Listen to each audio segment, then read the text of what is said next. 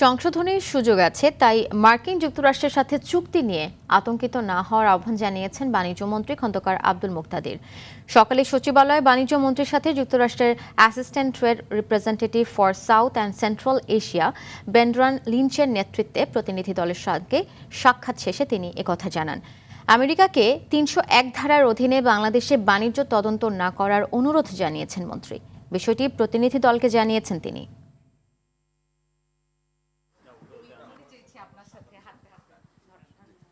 এই দেশের স্বার্থের অনুকূলে যাই তেমন কাজে করব। একটা চুক্তির সেলফ কেয়ারিং এলিমেন্ট থাকে, এই চুক্তিরও সেলফ কেয়ারিং এলিমেন্ট আছে।